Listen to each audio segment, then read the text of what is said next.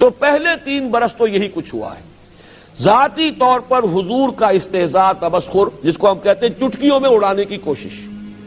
لیکن جب انہوں نے یہ دیکھا کہ یہ تو مشت خاک جو ہے، مشت غبار، یہ تو آندھی بن رہی ہے، خاص طور پر جب محسوس کیا کہ ہمارا نوجوان طبقہ محمد صلی اللہ علیہ وسلم کے گرد جمع ہو رہا ہے، گویا کہ یہ آگ جو ہے یہ تو ہمارے بارود خانے تک پہنچ گئی، اور ہمارا غلاموں کا طبقہ جو ہے وہ ان کی طرف آ رہا ہے، ان پر ایمان لا رہا ہے، تو انہیں شدید خطرے کا احساس ہوا، جس کو کہ اقبال نے وہ ابلیس کی مجلس شورا میں کہلوایا ہے کہ نظام کہنا کے پاس بانو یہ معرض انقلاب میں ہے، ہوش میں آؤ، گرڈ اپ یور لائنز، اس لیے کہ یہ آندھی جو ہے تمہارے سارے مفادات کو ختم کر کے اور بہا کر لے جائے گی۔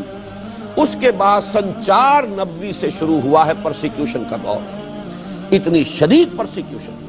یہ زیادہ جو ہے حضور صلی اللہ علیہ وسلم پر تو ذاتی طور پر زیادہ فزیکل اسالٹ نہیں ہو سکی، اس لیے کہ بنو ہاشم کا اونچا خاندان تھا، اس کے چشم و چراغ تھے، اور بنی ہاشم کے سردار تھے اب ابو طالب، اور ابو طالب کو انتہائی محبت تھی حضور کے ساتھ، اور ابو طالب جو ہے پروٹیکٹ کر رہے تھے حضور کو صلی اللہ علیہ وسلم۔ اب اگر حضور کے خلاف کوئی اقدام کرتے مکے والے تو اس کا مطلب یہ ہوتا کہ ان فائٹنگ شروع ہو جاتی، قبائلی جنگ آپس میں، بنو ہاشم کی جنگ ہوتی ان سے، جو بھی معاذ اللہ قتل کرتا حضور کو صلی اللہ علیہ وسلم۔ یہ وہ چیز ہے جس کی وجہ سے وہ ٹرائبل سٹرکچر جو تھا سوسائٹی کا، اس کے بنا پر حضور کو پروٹیکشن مختلف مواقع پر آخر انسلٹ تو کی گئی ہے۔ ایک مرتبہ حضور نماز پڑھ رہے تھے کھڑے ہوئے بیت اللہ میں، ابو جہل نے اپنی چادر کو بٹ دے کر ایک رسی کی شکل دی اور حضور کے گلے میں پھندا بنا کر ڈالا گردن میں، اور پھر دونوں سرے کھینچے کہ آنکھیں ابل آئی۔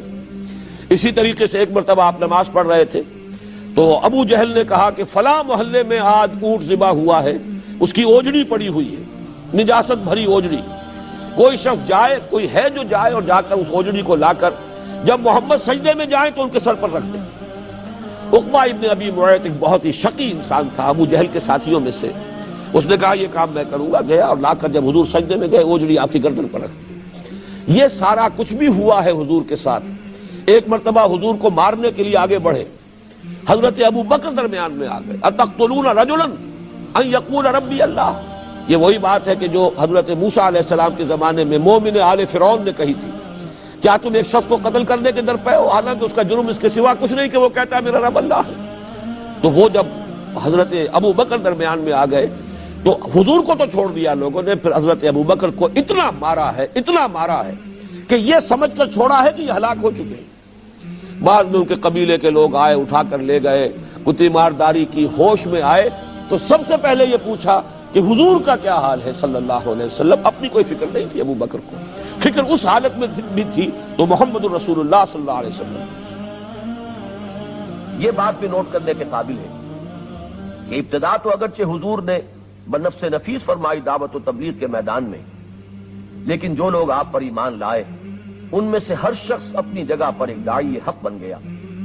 ان میں نمایاں ترین مقام ہے حضرت ابو بکر صدیق کا۔ آپ پر ایمان لانے کے بعد وہ خود مجسم داعی بن گئے، وہ خود مبلغ بن گئے۔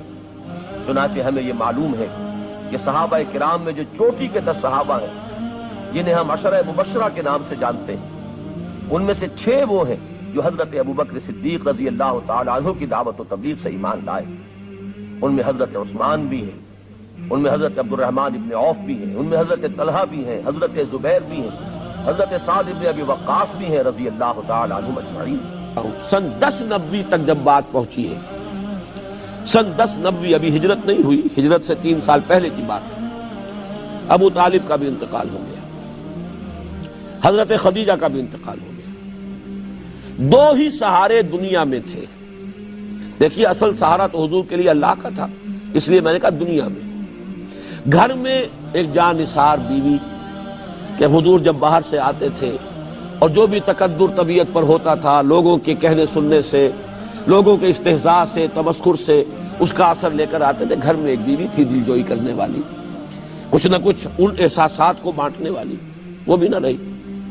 اور ابو طالب ایک سہارا بنے ہوئے تھے کہ بنو ہاشم کی سرداری ابو طالب کے پاس ہے۔ ابو طالب اپنے بھتیجے کا ساتھ چھوڑ نہیں رہے، حالانکہ آخری مرحلے پر آ کر ان کی ہمت بھی جواب دے گئی تھی۔ آخری سفارت جو آئی ہے، 2 سفارتیں آئی ابو طالب کے پاس قریش کے سرداروں کی۔ پہلی سفارت تو یہ آئی کہ ابو طالب اپنے بھتیجے سے کہو اسے جو چاہیے ہم اسے پیش کر دیں، دولت چاہیے دولت کے انبار اس کے قدموں میں لگا دیں گے، اسے سرداری چاہیے ہم اسے اپنا بادشاہ بنا لیتے ہیں، بادشاہ مان لیتے ہیں، اور اگر کہیں اشارہ کر دے کہ وہاں مجھے شادی کرنی ہے، جس خاندان میں جس زیادہ سے زیادہ خوبصورت اور صاحب ثروت دولت عورت سے کہے شادی کر دیں۔ لیکن یہ ہمارے معبودوں کو غلط کہنا اور ہمارے دین کو غلط کہنا، اس کو چھوڑ دیں۔ حضور صلی اللہ علیہ وسلم نے جواب دیا کہ چچا جان، اگر یہ میرے ایک ہاتھ پر سورج رکھ دیں اور ایک پر چاند رکھ دیں تب بھی میں اپنے اس کام سے باز نہیں آ سکتا۔ یہ تو مشن ہے میرا اللہ کی طرف سے، میں اپنے لیے تو نہیں کر رہا۔ اس کے بعد جو آخری سفارت آئی ہے اس میں تو ابو طالب کی ہمت بھی جواب دے گئی، اس لیے کہ انہوں نے صاف چیلنج کر دیا تھا کہ ابو طالب اب ہمارے صبر کا پیمانہ لبریز ہو چکا ہے، اور اب تو یا تو تم ساتھ چھوڑ دو اپنے بھتیجے کا، اور یا تم بھی میدان میں آ جاؤ، ہم مقابلہ کریں گے تمہارا۔ اس وقت بلایا ابو طالب نے حضور کو کہ بھتیجے مجھ پر اتنا بوجھ نہ ڈالو جسے میں برداشت نہ کر سکوں۔ جہاں تک میرا مطالعہ ہے یہ مکی دور میں اس وقت حضور کی آنکھوں میں آنسو آئے، پہلی مرتبہ آپ نے فرمایا، محسوس کیا کہ یہ ایک دنیاوی سہارا تھا، چچا ساتھ دے رہا تھا، اس کی بھی ہمت جواب دے رہی ہے، لیکن حضور نے فرمایا چچا جان اب یا تو یہ کام پورا ہو کر رہے گا یا میں اپنے آپ کو اسی میں ہلاک کر لوں گا، اور کوئی راستہ میرے لیے نہیں۔ بہرحال ابو طالب کو پھر اللہ نے ہمت دی، وہ پھر ڈٹ گئے، لیکن یہ کہ سن 10 میں آ کر انتقال ہو گیا۔ اب قریش نے طے کر لیا کہ اب قتل کر دو ان کو، ریزولوشن، اس لیے کہ ان کا دارالندوہ تھا، ان کی بھی پارلیمنٹ تھی، چوپال تھی، اگرچہ کوئی ویسا نظام نہیں تھا، کوئی بادشاہ نہیں تھا، لیکن یہ کہ ایک قبیلے کا جو نظام ہوتا ہے، مختلف گھروں کے جو سربراہ تھے وہ جمع ہوتے تھے اور وہاں پر فیصلے کرتے تھے۔ فیصلہ ہو گیا اب ان کو ختم کر دو۔ حضور تک اطلاع پہنچی، حضور نے اب طائف کا سفر اختیار کیا کہ مکے میں تو اب گویا کہ یہ درپے ہو گئے میری جان کے، طائف جاؤں شاید وہاں کے سرداروں میں سے کوئی ایمان لے آئے، تو پھر میں اپنا مستقر وہاں پر میں اپنا بیس بنا لوں، وہاں مرکز بنا لوں۔ میں یہ ساری باتیں اس انداز میں بیان کر رہا ہوں جس سے کہ آپ جدید ایڈیم میں اور جدید ٹرمینالوجی میں بات کو سمجھیں کہ اب اگر یہاں جو ہے میرے قتل کا فیصلہ ہو گیا ہے تو کوئی آلٹرنیٹ بیس مجھے چاہیے، کام تو کرنا ہے، کسی جگہ سے ہوگا۔ طائف کا سفر آپ نے کیا ہے سخت ترین، اس لیے کہ جو عام راستہ تھا اسے آپ نے چھوڑ دیا کہ اس پر تو قافلوں کی آمد و رفت ہے، جب فیصلہ ہو چکا ہے کہ محمد کو قتل کر دیا جائے تو کوئی بھی اقدام کر بیٹھے گا، اب تو کوئی رکاوٹ تو ہے نہیں۔ تو جو پہاڑی راستہ ہے، اب جو وہ سڑک بنی ہے مکہ، جن لوگوں کو بھی جانے کی سعادت نصیب ہوئی ہے انہیں معلوم ہے مکے سے طائف تک 2 راستے ہیں، ایک تو طریق سیل ہے، یہ ہے جہاں سے قافلوں کی آمد و رفت ہوتی تھی، یہ پرانا راستہ ہے، اور ایک پہاڑی راستہ ہے جو کہ اب تو بہرحال بڑے سے بڑے پہاڑی راستے بنا دیے گئے۔ یہاں تو کوئی راستہ نہیں تھا، اس وقت اس پہاڑی راستے سے حضور گئے، اور ساتھ صرف تھے وہ منہ بولے بیٹے جو غلام تھے اور آزاد کر کے منہ بولا بیٹا بنا لیا تھا، زید ابن حارثہ جو اب زید ابن محمد کہلاتے تھے۔ طائف میں جو کچھ ہوا ہے حضور کے ساتھ میں ذرا تفصیل سے اس لیے ذکر کر رہا ہوں کہ اندازہ ہو جائے کہ کیسے کیسے مرحلوں سے محمد الرسول اللہ گزرے صلی اللہ علیہ وسلم۔ یہ ایسے ہی کام نہیں ہو گیا، گھر بیٹھے نہیں ہو گیا، بغیر تکلیفیں اٹھائے نہیں ہو گیا۔ حضور کے ساتھ ذاتی طور پر پورے 10 برس میں مکے میں نہیں ہوا جو کچھ کہ ایک دن میں طائف میں ہوا، اس لیے کہ یہ واقعہ خود حضور نے بیان کیا ہے۔ حضرت عائشہ کی روایت ہے، حضرت عائشہ نے پوچھا، چونکہ حضرت عائشہ کا تو ابھی دور جو ہے بالکل بچپنے کا دور ہوگا، انہیں کیا پتا مکے میں کیا ہو رہا ہے، وہ تو واقف ہے مدنی دور سے، اس لیے کہ غالباً 9 برس کی عمر تھی جبکہ حضور صلی اللہ علیہ وسلم کے حق میں آئی ہیں، تو یہ جو زمانہ ہے ان کے ہوش کا نہیں، ان کے ہوش میں تو جو یوم احد تھا وہ سخت ترین تھا، جس میں حضور کے دندان مبارک شہید ہوئے اور حضور پر جو ہے ایک کاری زخم لگا ہے۔ تو انہوں نے یہ پوچھا کہ یا رسول اللہ آپ پر احد کے دن سے سخت دن بھی کوئی گزرا ہے؟ آپ نے فرمایا ہاں، طائف کا دن مجھ پر سخت ترین تھا، اس لیے کہ احد میں تو بہرحال جانثار موجود تھے، صحابہ ساتھ تھے، لوگوں نے اپنے جسموں کو ڈھال بنایا ہوا تھا، حضور کے تیر آئے تو ہماری پیٹھ پر آئے، حضور صلی اللہ علیہ وسلم کو کچھ نہ پہنچے۔ طائف میں آپ گئے تھے اکیلے، صرف زید بن حارثہ اور کوئی نہیں، بلکہ عجیب بات ہے کہ حضرت ابو بکر بھی اس سفر میں ساتھ نہیں، جو سائے کی طرح ساتھ رہنے والی شخصیت ہے ابو بکر رضی اللہ تعالی عنہ، وہ بھی اس میں ساتھ نہیں۔ ثانی اسلام و غار و بدر و قبر، جو اقبال نے کہا ہے کہ یہ 4 مراحل ایسے اسلام میں نمبر 2، سب سے پہلے انا اول المسلمین حضور ہے، اور اس کے بعد حضرت ابو بکر، پھر ثانی غار ثور میں حضور کے ساتھ وہی تھے، بدر میں جبکہ رات کے وقت وہ ایک کٹیا بنا دی گئی تھی اور وہاں حضور دعا کر رہے تھے، پہرے پر کھڑے تھے ابو بکر، اور قبر میں حضور صلی اللہ علیہ وسلم حجرہ عائشہ میں دفن ہوئے اور اس کے بعد حضرت ابو بکر پہنچ گئے۔ لیکن یہ کہ اس وقت وہ بھی ساتھ نہیں۔ 3 بڑے بڑے سردار تھے طائف کے، تینوں سے جا کے ملاقات کی، میں اللہ کا رسول ہوں، اگر تم مجھ پر ایمان لے آؤ، میرا ساتھ دو تو میں یہاں منتقل ہو جاؤں۔ تینوں نے ایسا کوڑا جواب دیا ہے، اور ایسے جیسے تیر کے مانند کلیجوں کو چھلنی کر دینے والا۔ ایک شخص نے کہا چلے جاؤ فوراً، میں تم سے بات بھی نہیں کرنا چاہتا، اس لیے کہ 2 ہی امکان ہے، یا تم جھوٹے ہو یا سچے ہو۔ اگر جھوٹے ہو تو میں جھوٹے کو منہ نہیں لگانا چاہتا، اور سچے ہو تو پتہ نہیں میں کوئی تمہارے شان میں گستاخی کر بیٹھوں تو مارا جاؤں گا، اس لیے چلے جاؤ۔ یہ استہزاء کا انداز ہے، تمسخر کا انداز ہے۔ ایک نے کہا تمہارے سوا اللہ کو کوئی اور نہیں ملتا تھا نبی بنانے کے لیے؟ یہ مکے اور طائف کے بڑے بڑے سردار تھے، اگر بنانا تھا نبی کسی کو تو بڑے بڑے چودھری، بڑے سردار، سرمایہ دار، ان میں سے کسی کو لیتے۔ تو تینوں نے ایسے جواب دیے ہیں، مایوس ہو کر حضور چلنے لگے واپس۔ آپ اندازہ کیجئے اس وقت مکے میں جا نہیں سکتے، مکے میں قتل کا فیصلہ ہو چکا، امیدیں لے کر آئے طائف میں یہ ہوا، کس کیفیت کے ساتھ، کس بوجھل دل کے ساتھ حضور واپس ہو رہے ہیں۔ اس وقت ان لوگوں نے کچھ گنڈوں کو اور کچھ ان کو سٹریٹ ارچنز آپ کہتے ہیں، محلے میں گلیوں کے اندر جو آوارہ بچے ہوتے ہیں، ان سے کہا ذرا ان کی خبر لو، اور اب پتھر شروع ہوئے، پتھراؤ ہو رہا ہے۔ حضرت زید بن حارثہ رضی اللہ تعالی عنہ ادھر سے آتے ہیں بچانے کے لیے کہ مجھ پر پتھر آئے، حضور پر نہ آئے، تو دوسری طرف سے آ رہا ہے۔ ایک آدمی تو ایک طرف سے کور کر سکتا ہے ایک وقت میں، چاروں طرف سے تو کور نہیں کر سکتا، لہذا پتھر آ رہے ہیں اور تاک تاک کر ٹخنے کی ہڈی کا نشانہ بنا کر مار رہے ہیں۔ اس سے یہ کہ پائے مبارک لہو لہان ہو گئے، کافی خون بہ گیا، آپ پر کچھ تھوڑی سی ذوف کی کیفیت طاری ہوئی، بیٹھ گئے آرام لینے کے لیے۔ تو 2 گنڈے آئے، ایک نے اس بغل میں ہاتھ ڈالا، ایک نے اس بغل میں ہاتھ ڈالا، چلو اٹھو جاؤ۔ یہ معاملہ طائف کی گلیاں اور اللہ کے رسول حبیب و رب العالمین سید الاولین والآخرین، لیکن عالم واقعہ میں نقشہ یہ، وہاں سے باہر نکل کر آئے ہیں، وہاں پھر آپ کی زبان پر ایک دعا آئی ہے، کلیجے کو چیر دینے والی دعا ہے، اللہم الیک اشکو ضعف قوتی وقلت حیلتی وہوانی علی الناس۔ اے اللہ تیری ہی جناب میں فریاد لے کر آیا ہوں اپنی قوت کی کمی کا، اپنے وسائل کی کمی کا، اور یہ جو رسوائی ہو رہی ہے لوگوں کے سامنے، کہاں جاؤں، کس سے فریاد کروں، کس سے کہوں؟ الی من تکلنی الی بعید یتجہمنی اور الی عدو ملکت امری، کیا کس کے حوالے مجھے کر دیا ہے؟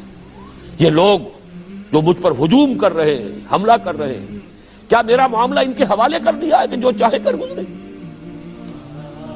ان لم یکن علی غضبک فلا ابالی، لیکن اے اللہ اگر تیری رضا اسی میں ہے، تو ناراض نہیں ہے تو مجھے کوئی پرواہ نہیں، سر تسلیم خم ہے جو مزاج یار میں آئی۔ یہ کیفیت ہے اس وقت حضور صلی اللہ علیہ وسلم۔ اس کا پھر فوری طور پر جو نتیجہ نکلا، ملک الجبال حاضر ہوتا ہے، وہ فرشتہ جو پہاڑوں پر معمور ہے، اور عرض کرتا ہے کہ اللہ نے مجھے بھیجا ہے اس حکم کے ساتھ، اگر آپ فرمائیں تو میں ان پہاڑوں کو آپس میں ٹکرا دوں جن کے درمیان وادی میں یہ طائف کا شہر آباد ہے، اور یہ پس کر سرما ہو جائے۔ فرمایا نہیں، میں اس لیے نہیں بھیجا گیا، کیا عجب کہ ان کی آئندہ نسلوں کو اللہ تعالیٰ توفیق عطا فرما دے۔ بہرحال، اور یہ بھی نوٹ کر لیجئے کہ محمد ابن قاسم ثقفی رحمت اللہ علیہ جو بر عظیم پاک و ہند میں اسلام کا جھنڈا لے کر گئے، وہ ثقفی تھے، اسی قبیلہ ثقیف کے وہ فرزند تھے جو طائف میں آباد تھا۔ تو حضور نے فرمایا نہیں، عذاب کے لیے نہیں۔ بہرحال جب مکے میں آئے ہیں واپس، نوٹ کیجئے یہ چیزیں بہت کم شاید آپ کی توجہ ہوئی ہو، واپس آ کر مکے میں داخل نہیں ہو سکتے تھے، لہذا ایک مشرک کو، کافر کو پیغام بھیجا، مطعم بن عدی، اگر تم مجھے اپنی ذاتی امان میں لے لو، بڑا سردار تھا، تو میں مکی میں آ جاؤں۔ اس نے کہلوا دیا ٹھیک ہے، یہ عربوں کی شرافت تھی، ان کا ایک مزاج ہے، دشمن بھی امان مانگ لے اگر، تو پھر یہ وہ مروت کے خلاف سمجھتے تھے کہ اسے امان نہ دی جائے۔ امان مانگی حضور نے، انہوں نے کہا آ جائیے، فرمایا نہیں یوں نہیں، خود آؤ لے کر جاؤ۔ وہ شخص اپنے 7 بیٹوں کو ہتھیار لگا کر سجا کر باہر آیا ہے مکے سے اور حضور کو لے کر گیا ہے، اعلان کرتے ہوئے کہ محمد میری امان میں ہے، محمد کو میں نے امان دے دی ہے صلی اللہ علیہ وسلم۔ یہی وجہ ہے مطعم بن عدی دنیا سے چلے گئے بغیر اسلام لائے، جیسے ابو طالب دنیا سے چلے گئے بغیر کلمہ شہادت زبان سے ادا کیے، لیکن احسان ابو طالب کا بھی ہماری گردنوں پر ہے۔ 10 برس تک وہی سہارا بنے ہیں، انہوں نے ہی پروٹیکشن دی ہے۔ وہ خاندانی اگر یہ سہارا موجود نہ رہتا تو شاید اس سے بہت پہلے اقدام ہو جاتا۔ اسی طرح مطعم بن عدی کا بھی یہ احسان ہے، اس نے امان دی محمد الرسول اللہ صلی اللہ علیہ وسلم کو، اور مکے میں اگر آپ رہے اس کے بعد 3 برس تقریباً تو اس کی امان میں رہے، اس کی پروٹیکشن تھی۔ پھر جب وہ فوت ہو گیا بغیر ایمان لائے، غزوہ بدر میں جب 70 قیدی تھے مکے والوں کے حضور کے پاس، حضور نے فرمایا تھا اگر آج مطعم بن عدی زندہ ہوتا اور اگر وہ سفارش کرتا میں ان 70 کے 70 کے قیدیوں کو چھوڑ دیتا اور کوئی بھی اس کا فدیہ نہ دیتا۔ اتنا بڑا احسان مانا ہے محمد الرسول اللہ صلی اللہ علیہ وسلم۔ بہرحال یہ مکی دور کا یہ تذکرہ یوں سمجھئے کہ اس پر ختم ہو رہا ہے کہ 4 ادوار ہیں ریولوشنری پروسیس کے جو ان 12 سالوں میں پورے ہو گئے۔ دعوت، توحید کی دعوت، تنظیم، رسالت کی بنیاد پر تنظیم، ابھی وہ بیعت والا مرحلہ نہیں آیا، تربیت جس میں سب سے اہم حصہ ہے آخرت کا یقین، پیسو ریزسٹنس، مار کھاؤ ہاتھ مت اٹھاؤ، صبر کرو صبر محض، اسمروا یا آل یاسر فإن موعدکم الجنہ۔ بیعت عقبہ ثانیہ ہوتی ہے جو تمہید ہے ہجرت کی۔ اس وقت جو تقاریر ہوئی ہیں، حضرت عباس تک ایمان نہیں لائے تھے، حضور کے چچا رضی اللہ تعالی عنہ، انہوں نے انصار مدینہ سے مخاطب ہو کر کہا کہ لوگوں اس بات کو جان لو، محمد ہمیں بہت عزیز ہے، ہمارے انتہائی محترم ہے، ہماری آنکھوں کا تارا ہے، اب تک ہم نے ان کی پوری حفاظت کی کیونکہ بنی ہاشم نے نبی اکرم صلی اللہ علیہ وسلم کی حمایت جاری رکھی تھی۔ اب اگر تم انہیں اپنے ہاں لے کر جانا چاہتے ہو تو جان لو کہ تمہیں ان کی حفاظت کرنی ہوگی اپنے اہل و عیال سے بڑھ کر، اور اگر اس کی ہمت نہیں پاتے تو ابھی جواب دے دو۔ لیکن انصار مدینہ یہ وعدہ کرتے ہیں کہ ہم اپنا تن من دھن نچھاور کرنے کے لیے آمادہ ہیں، اگر حضور ہمارے ساتھ مدینے تشریف لے جائیں تو ہم ان کی اسی طرح حفاظت کریں گے جیسے کہ اپنے اہل و عیال کی کرتے ہیں۔ اس وقت وہی حضرت سعد ابن زرارہ کھڑے ہوتے ہیں رضی اللہ تعالی عنہ، اور وہ بھی انصار مدینہ کو متنبہ کرتے ہیں کہ لوگوں اچھی طرح سمجھ لو، ایک بہت بڑی ذمہ داری قبول کر رہے ہیں، محمد کو دعوت دینا اور ساتھ لے کر جانا سرخ و سیاہ آندھیوں کو دعوت دینے کے مترادف ہے۔ معلوم ہوا کہ جو کچھ ہوا وہ اندھیرے میں نہیں ہوا، پوری طرح سمجھ کر ہوا، پوری حقیقت کو جاننے کے ساتھ ہوا۔ جو ذمہ داری انصار مدینہ نے سنبھالی اور اٹھائی اس کو پورے طور پر سمجھ کر اس کے نتائج اور عواقب پر نگاہ رکھ کر اٹھائی۔ بہرحال یہ سن 12 نبوی میں جو بیعت عقبہ ثانیہ ہوئی یہ تمہید بن گئی ہجرت کی۔ نبی اکرم صلی اللہ علیہ وسلم نے مسلمانوں کو عام اجازت دے دی تھی مدینے کی طرف ہجرت۔ ایک ایک کر کے قافلے جا رہے ہیں صحابہ کے، اور وہ ہجرت کر کے مدینہ منورہ پہنچ رہے ہیں۔ خود منتظر رہے، یہ نقطہ بھی میں چاہتا ہوں کہ آپ کو سمجھا دوں۔ رسول جس جگہ پر مبعوث کیا گیا ہو، اللہ تعالی کی واضح اجازت کے بغیر وہاں سے ہل نہیں سکتا۔ یہی بس کچھ جلدی کا معاملہ کیا تھا حضرت یونس علیہ السلام نے، اپنی قوم کو اللہ تعالی کی طرف سے اجازت آئے بغیر چھوڑ کر چلے گئے۔ تو اس پر آپ کو معلوم ہے پھر مچھلی کے پیٹ میں رہے، اور وہاں پھر انہوں نے وہ استغفار کیا ہے، لا الہ الا انت سبحانک انی کنت من الظالمین، پھر وہ مچھلی نے انہیں اگلا ہے ساحل پر۔ وہ سارا معاملہ اسی وجہ سے حضور منتظر رہے۔ اور اس کا بھی ایک واقعہ آپ کو سنا دیتا ہوں، اس سے آپ کو سیرت کا ایک اور پہلو سامنے آئے گا۔ حضرت ابو بکر نے اپنے طور پر بغیر حضور کو بتائے 2 اونٹنیاں اس کے لیے تیار کی، خوب کھلا پلا کے فرما کر لیا کہ جب ہمیں جانا ہوگا تو ظاہر بات ہے تعاقب ہوگا، تکڑی اونٹنیاں ہوں گی، جاندار ہوں گی، تیزی کے ساتھ ہم جا سکیں گے۔ اور حضور سے پوچھتے رہتے تھے حضور اجازت آئی، حضور اجازت آئی؟ آپ فرماتے تھے نہیں ابھی اجازت نہیں آئی۔ حضرت عائشہ فرماتی ہیں بہت چھوٹی عمر تھی اس وقت کہ ایک روز ہم نے دیکھا دوپہر کے وقت حضور چلے آ رہے ہیں اپنے چہرے کو ڈھانپے ہوئے، ہم حیران ہوئے۔ یہ دوپہر کے وقت عرب میں کہیں جانا، کسی کو وزٹ کرنا، یہ اس وقت ہی سے بہت ہی یعنی غیر معمولی اور معیوب بات سمجھی جاتی ہے۔ قیلولہ جو ہے وہ عرب کے مزاج میں ہمیشہ سے ہے۔ بہرحال بہت ہی غیر معمولی بات تھی۔ حضور تشریف لائے، آپ نے فرمایا اجازت آ گئی ہے۔ حضرت ابوبکر خوش ہوئے، اور جیسے کہ کوئی شخص جو کسی نے کوئی محنت کی ہو، پھر وہ اپنے اس محنت کے اوپر اسے کوئی خوشی ہوتی ہے کہ میں نے اس وقت کے لیے تیاری کی ہوئی ہے، میں بتاؤں گا حضور کو کہ میں نے 2 اونٹنیاں تیار کی ہوئی۔ حضرت ابوبکر نے فرمایا کہ حضور میں نے 2 اونٹنیاں تیار کی ہوئی۔ حضور نے توقف فرمایا اور پھر یہ فرمایا اچھا 1 اونٹنی میں استعمال کروں گا لیکن میں اس کی قیمت ادا کروں گا۔ حضرت عمر رو پڑے، انہوں نے عرض کیا کہ یا رسول اللہ کیا یہ جسم اور جان اور یہ مال آپ کے سوا کسی اور کے لیے ہے؟ آپ میرے ساتھ بھی یہ مغایرت برت رہے ہیں؟ لیکن یہ غیرت ہے محمد الرسول اللہ صلی اللہ علیہ وسلم کی۔ اور نبی اکرم صلی اللہ علیہ وسلم اپنے اسی انتہائی گہرے دوست جو یار غار اور رفیق راہ ہے ابو بکر صدیق رضی اللہ تعالی عنہ، ان کی معیت میں مکے سے ہجرت فرما کر مدینے کی طرف روانہ ہو رہے ہیں۔ زبان مبارک پر وہ دعا ہے جو سورہ بنی اسرائیل میں گویا کہ اسی ہجرت کی تمہید کے طور پر آپ کو تلقین فرما دی گئی تھی۔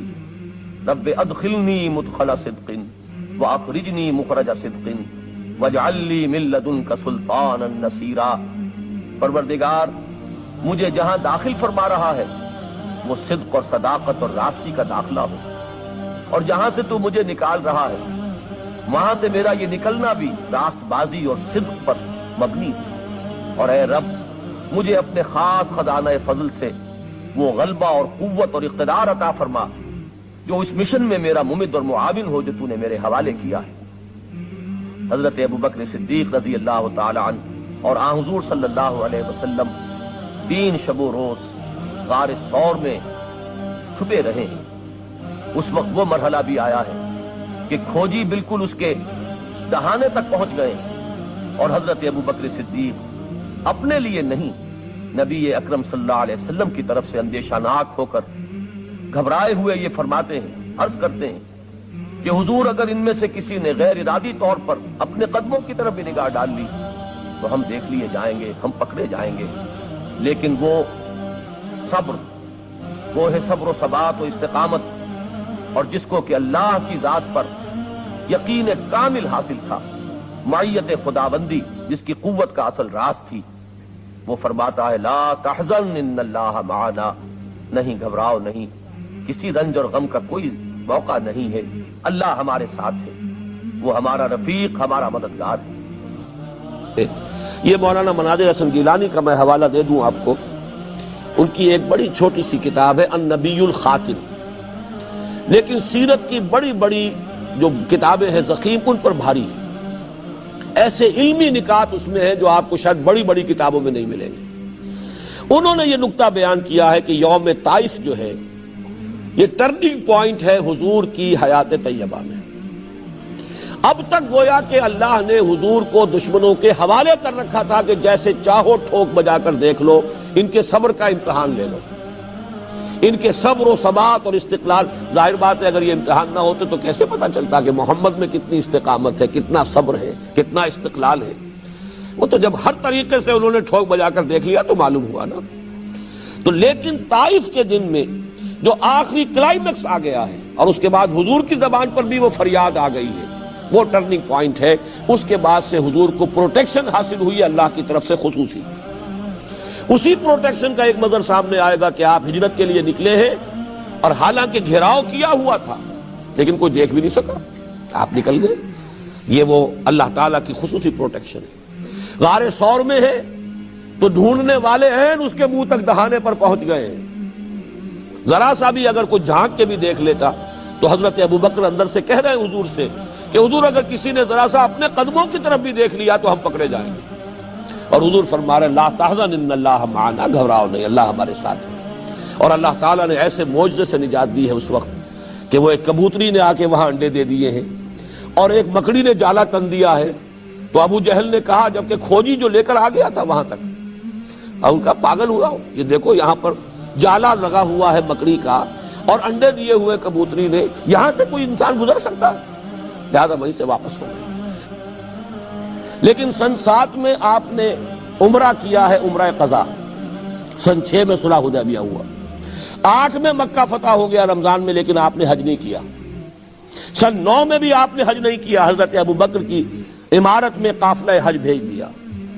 اور ہم یہ سمجھتے ہیں کہ بس ہر سال حج کرنا ہی سب سے بڑی عبادت ہے، دین کو قائم کرنے کی جد و جہد ہے نہیں، لگے ہوئے دنیا ہی کمانے میں، حلال سے حرام سے، بس ہر سال حج کر لیا تو گویا کہ ساری حرام خوری جو ہے وہ پاک ہو جائے گی اس ذریعے سے۔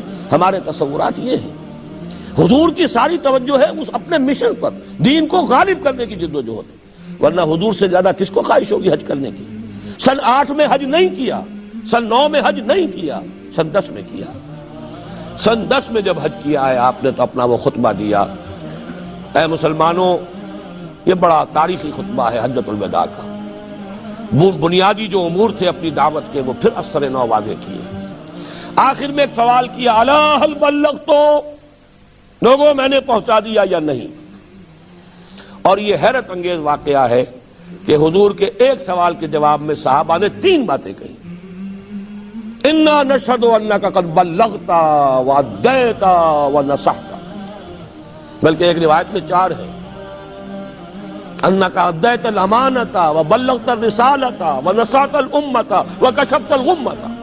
ہم گواہ ہیں نبی، آپ نے رسالت کا حق ادا کر دیا، پیغام کا حق ادا کر دیا، ہماری خیر خواہی کا حق ادا کر دیا، آپ نے گمراہی کے جو پردے ہیں اندھیارے انہیں چاک کر دیا۔ 3 مرتبہ حضور نے سوال کیا، 3 مرتبہ جواب لیا۔ پھر آپ نے نگاہ اٹھائی آسمان کی طرف، انگشت شہادت سے اشارہ کیا 3 مرتبہ، پہلے آسمان کی طرف اشارہ، پھر لوگوں کی طرف۔ 1.25 لاکھ کا مجمع تھا، یہ تصور کیجئے 22 برس پہلے ایک تنہا آدمی کھڑا ہوا تھا دعوت لے کر، اسے مجنون کہا گیا، شاعر کہا گیا، شاعر کہا گیا، پاگل کہا گیا، مسحور کہا گیا۔ ان تتبعون الا رجلا مسحورا، ساحر، مسحور، شاعر، کذاب، نہ معلوم کیا کیا کچھ کہا گیا، اکیلا آدمی، اور کل 22 برس۔ 22 برس بھی کون سے؟ قمری، جو ہمارے 21 بنے، اور انقلاب عظیم، 1.25 لاکھ کا مجمع سامنے ہے، خطبہ دے رہے ہیں، الا هل بلغت انا نشهد انک قد بلغت الرسالۃ وادیت الامانۃ ونصحت الامۃ وکشفت الغمۃ۔ اب آپ فرماتے ہیں اللہم اشہد، اللہم اشہد، اللہم اشہد، اے اللہ تو بھی گواہ رہے۔ اس کو میں کہا کرتا ہوں سائی آف ریلیف، وہ بار گراں جو میرے کندھے پر آیا تھا، اے اللہ گواہ رہے، یہ مان رہے ہیں میں نے پہنچا دیا، میرا فرض منصبی ادا ہو گیا۔ یہی گواہی اللہ تعالیٰ کے رسول قیامت کے دن دیں گے۔ فَكَيْفَ إِذَا جِئْنَا مِن كُلِّ أُمَّةٍ بِشَهِيدٍ وَجِئْنَا بِكَ عَلَىٰ هَٰؤُلَاءِ شَهِيدًا۔ ہر امت کا رسول کھڑا ہوگا، پہلے ٹیسٹیفائی کرے گا پروزیکیوشن وٹنس کی حیثیت سے، اے اللہ تیرا دین جو مجھ تک آیا تھا میں نے پہنچا دیا تھا۔ Now they are responsible, they are accountable، وہ جواب دے۔ یہ نہیں کہہ سکتے کہ میں نے تیرا پیغام پہنچایا نہیں۔ وہ گواہی آپ لے کر گئے اس دنیا میں، الا هل بلغت انا نشهد انک قد بلغت الرسالۃ وادیت الامانۃ ونصحت الامۃ وکشفت الغمۃ۔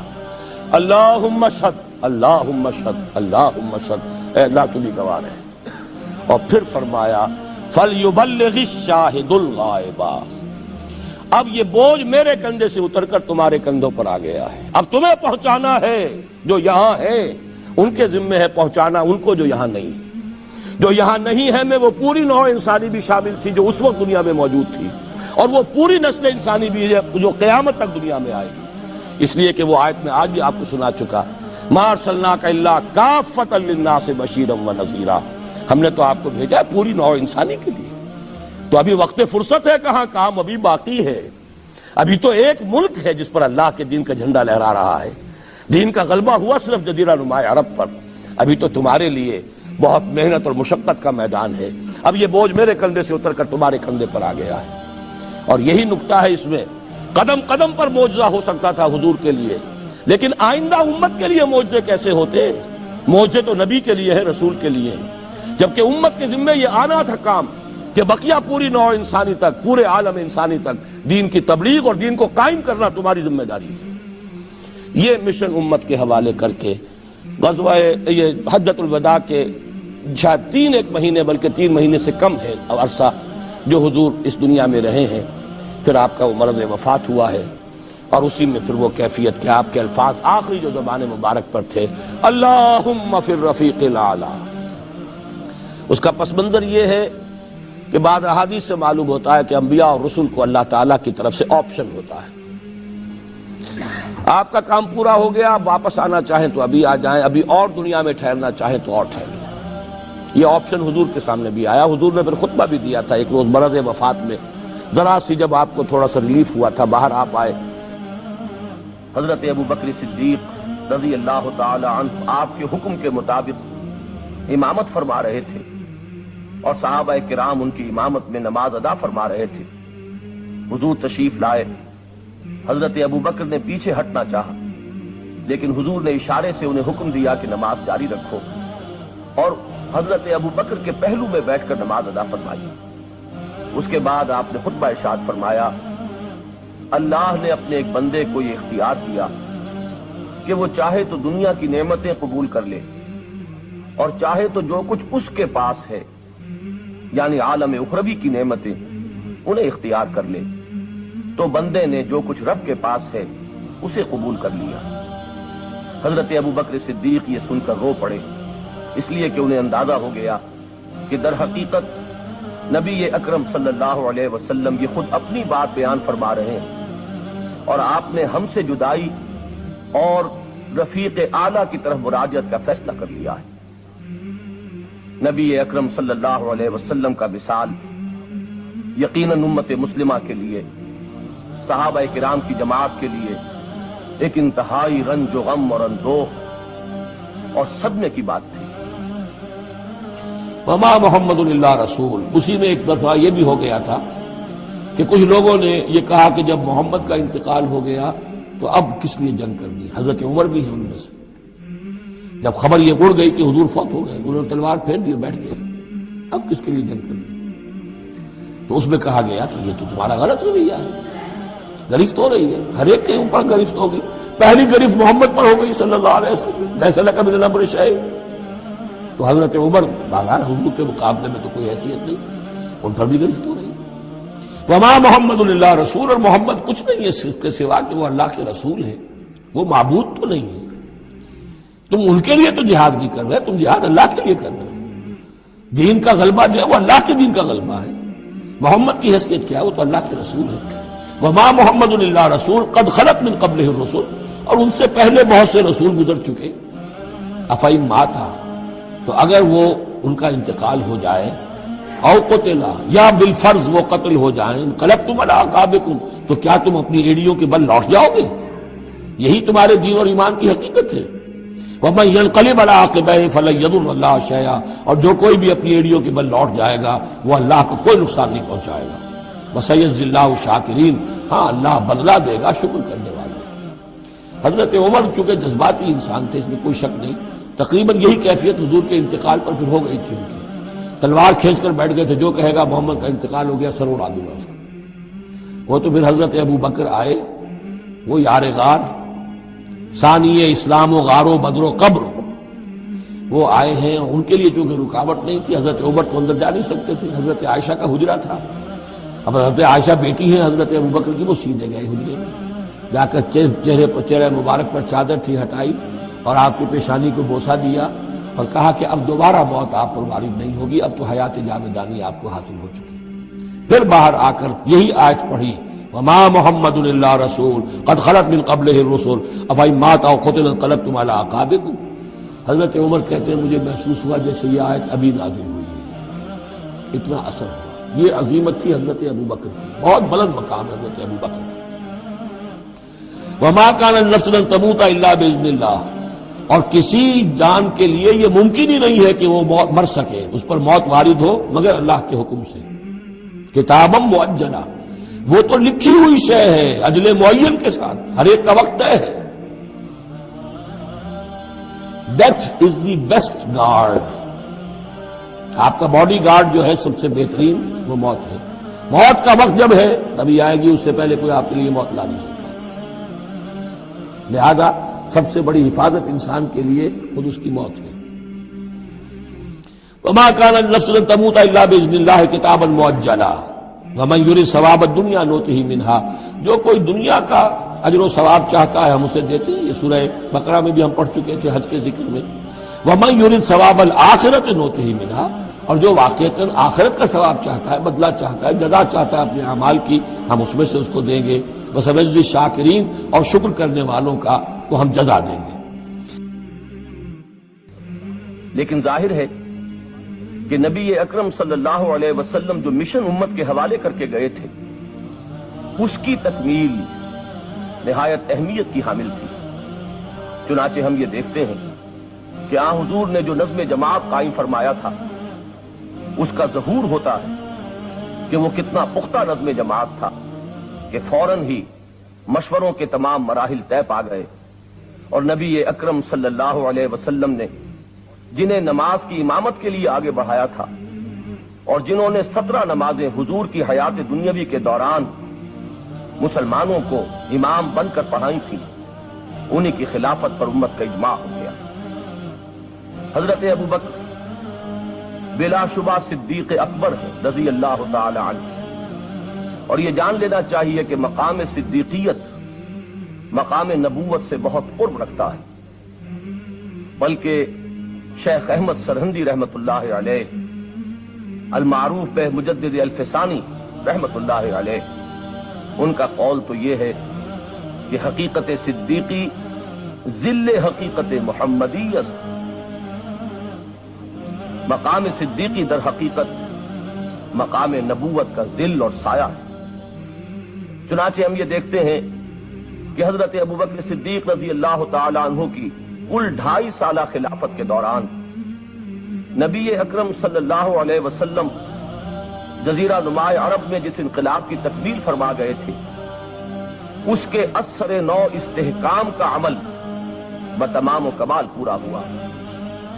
تاریخ عالم میں جتنے انقلابات آئے ہیں ان سب میں آپ کو ایک بات قدر مشترک کے طور پر ملے گی کہ انقلاب جب اپنے آخری مراحل میں ہوتا ہے اس وقت انقلاب دشمن طاقتیں کونوں کھدروں میں دبک جایا کرتی ہیں، منتظر رہتی ہیں کہ پھر جب بھی موقع ہو وہ سر اٹھائیں اور انقلاب پر حملہ آور ہو اور اسے ناکام کرنے کی کوشش کریں.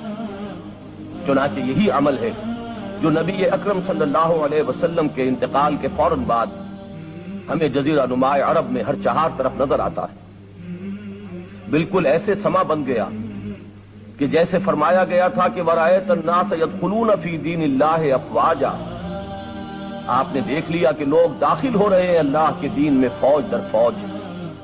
حضور کے انتقال کے بعد عارضی طور پر منظر یہ سامنے آیا کہ جیسے یخرجون من دین اللہ افواجا کا معاملہ ہو گیا. لوگ فوج در فوج اللہ کے دین سے نکلنے لگے. ایک جانب نبوت کاذبہ کے دعوے دار جھوٹے مدعیان نبوت کھڑے ہو گئے اور ان کی دعوت پر بھی لاکھوں کی تعداد میں لوگوں نے لبیک کہا. دوسری طرف ایک کثیر تعداد میں لوگ زکوٰۃ کا انکار کر کے کھڑے ہو گئے. ہم توحید کی گواہی دیں گے، رسالت کی گواہی دیں گے، نماز بھی قائم کریں گے، لیکن زکوٰۃ ادا نہیں کریں گے. یہ 2 چیلنج تھے نظام خلافت کے. اس کے اس پس منظر کو ذہن میں رکھیے. عرب میں کبھی کوئی مرکزی حکومت تھی ہی نہیں، لہذا وہ لوگ عادی نہیں تھے. اگر کوئی حکومت پہلے ہوتی تو کوئی ٹیکس ہوتے، پہلے کوئی عادی ہوتے ہو، تو وہاں پر تو کوئی نظام تھا ہی نہیں. انہیں زکوٰۃ بہت بھاری لگ رہی تھی. ہم سے یہ لیا جا رہا ہے، ہماری آمدنی کا ایک حصہ. یہ بہت انہیں کھل رہا تھا، شاخ گزر رہا تھا. اسی طریقے سے عرب کی صورت یہ تھی کہ پورا ملک تقسیم تھا، قبائلی، اور ہر قبیلے کا سردار گویا کہ اپنے علاقے کا وہ بے تاج بادشاہ تھا. جیسے آپ کو معلوم ہے افغانستان میں طالبان کے آنے سے پہلے وار لارڈز مختلف علاقوں کے اندر انہوں نے پھاٹک لگا لیے، اپنے علاقے بنا لیے، ہر ایک اپنی جگہ پر. میں خود آپ کا مالک ہوں، ایک مختار ہوں. اور اب طالبان کے خاتمے کے بعد دوبارہ وہی صورت پیدا ہو گئی. امن و امان ختم ہو چکا ہے. وار لارڈز ہیں ان کے اپنے علاقے، تو ان کے لیے ظاہر بات ہے کہ وہ دبک تو گئے تھے جب ان کی پیش نہیں جا رہی تھی، جب وہ مجبور ہو گئے تھے، انہوں نے اطاعت قبول کر لی تھی. اسی لیے ان کے بارے میں سورہ حجرات میں فرمایا گیا قالت الاعراب آمنا، یہ بدو کہہ رہے ہیں ہم ایمان لے آئے. قل، اے نبی ان سے کہہ دیجئے، لم تؤمنوا، تم ایمان نہیں لائے ہو، ولکن قولوا اسلمنا، یوں کہو کہ ہم نے اطاعت قبول کر لی ہے، ہم اسلام لے آئے ہیں. ولما يدخل الايمان في قلوبكم، ابھی تک ایمان تمہارے دلوں میں داخل نہیں. یہ سب کا معاملہ نہیں تھا لیکن اکثر کا معاملہ تھا. ان میں مومنین صادقین بھی تھے لیکن اکثر کا معاملہ یہ تھا.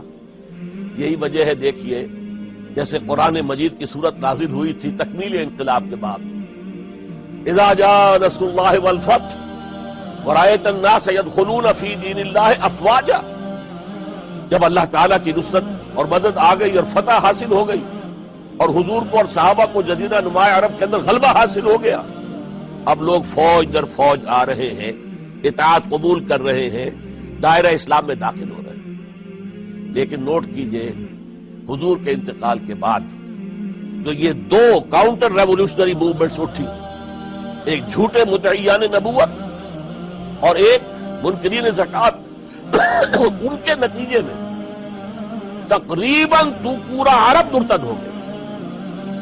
یخرجون من دین اللہ افواجا، اب فوج در فوج وہ اللہ کے دین سے نکل گئے، یہاں تک کہ اسلام صرف ملک کے حجاز تھوڑا سا علاقہ، اس کے بھی بڑے شہروں تک محدود رہ گیا. یہ خطرناک صورتحال تھی جس سے کہ حضرت ابو بکر صدیق رضی اللہ تعالیٰ عنہ کو سامنا پیش آیا.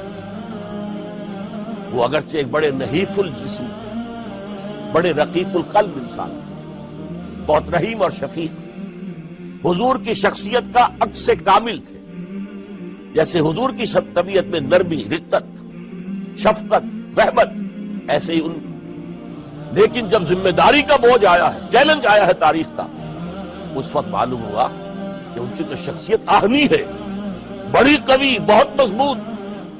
ان کا عزم، ان کی ہمت، ان کا استقلال، ان کا اللہ پر توکل. اس موقع پر میں آپ کو بتاتا ہوں، بہت سے لوگوں نے مشورہ دیا تھا کہ مصلحت کا تقاضا ہے کہ کئی محاذ نہ کھولیے بیک وقت، مسلمانوں کے دل پہلے ہی زخمی ہیں حضور کے انتقال کی وجہ سے. پھر حضور نے ایک جیش اسامہ تیار کیا تھا، ہم نے چاہا تھا کہ آپ اسے روک دیں، آپ نے کہا نہیں، جو لشکر حضور نے تیار کیا ابو بکر اسے نہیں روکے گا، وہ گیا. پھر جو مدعیان نبوت ہوئے وہ تو یقیناً کافر ہو گئے، لہذا ان سے بھی قتال کرنا پڑے گا. کم سے کم منکرین زکوٰۃ کے ضمن میں نرمی کی گئی. انہوں نے کفر نہیں کیا، کلمہ شہادت پڑھتے ہیں، نماز کا انکار نہیں کیا، زکوٰۃ کا بھی انکار نہیں کیا. یہ کہا کہ ہم آپ کو نہیں دیں گے، اپنی زکوٰۃ جمع کریں گے، اپنے ہی غریبوں میں تقسیم کر دیں گے. لیکن حضرت ابو بکر اور یہاں تک کہ حضرت عمر نے مشورہ دیا کہ مصلحت کا تقاضا ہے کہ مانعین زکوٰۃ کے ساتھ نرمی کی جائے. حضرت ابو بکر نے فرمایا عمر تم ایام جاہلیت میں تو بڑے سخت تھے، بڑے مضبوط تھے، بہت طاقتور تھے، خدا کی قسم اگر یہ زکوٰۃ میں حضور کے زمانے میں اونٹ کے ساتھ اونٹ کو باندھنے والی رسی بھی دیتے تھے، اور اب اگر یہ کہیں گے کہ اونٹ لے جاؤ رسی نہیں دیں گے، تب بھی میں قتال کروں. اس لیے کہ ایبدل الدین وانا حی، کیا دین میں ترمیم کر دی جائے گی جبکہ میں زندہ ہوں؟ ابو بکر کے جیتے جی یہ نہیں ہو سکتا. لہذا ہم دیکھتے ہیں تاریخ کے اندر کیونکہ صدیقیت بہت اعلیٰ مقام ہے، نبوت کے بعد کا درجہ صدیقین، پھر شہداء، پھر صالحین، اور یہ ہے صدیق اکبر، افضل البشر بعد الانبیاء بالتحقیق ابو بکر صدیق. سال 1.5 سال کے اندر دونوں فتنوں کی سرکوبی کر دی گئی، کنسولیڈیٹ ہو گیا انقلاب دوبارہ. اس میں ہزاروں صحابہ کرام کی جانیں گئی. ایک جنگ یمامہ مشہور ہے، مسیلمہ کذاب کے خلاف 500 حفاظ اس جنگ میں شہید ہو گئے. تشویش ہو گئی کہ اگر حفاظ جو ہے اس طرح شہید ہو گئے تو کہیں قرآن گم نہ ہو جائے، ضائع نہ ہو جائے۔ کتابی شکل میں تو تھا ہی نہیں، وہ تو سینوں میں محفوظ تھا۔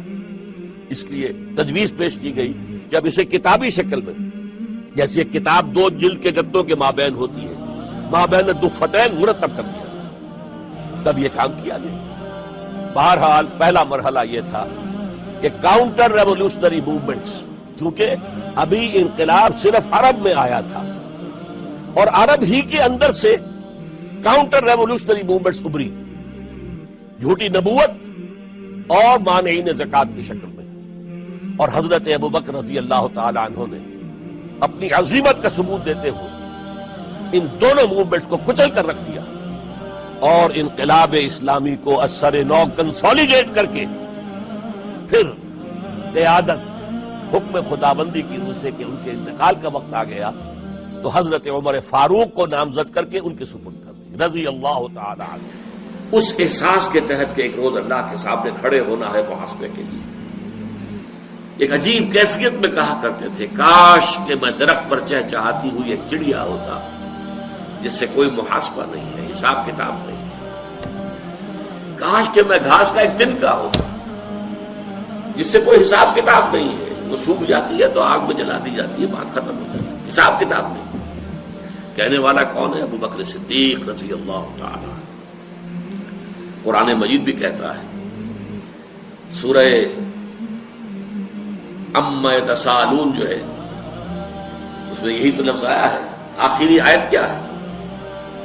یقول الکافر یا لیتنی کنت ترابا، ہائے کاش کہ میں مٹی ہوتا، شرف انسانیت مجھے حاصل نہ ہوا ہوتا۔ اور فارسی میں ایک شاعر نے کہا ہے کیفیت کیا ہوگی کہ ہر انسان کہے گا مرا کاش کہ مادر نہ زادے، کاش کہ میری ماں نے مجھے کبھی جنا نہ ہوتا۔ یہ ہے وہ ذالک هو الخسران المبین، ان الانسان لفی خسر، یہ ہے ہیومن ٹریجڈی۔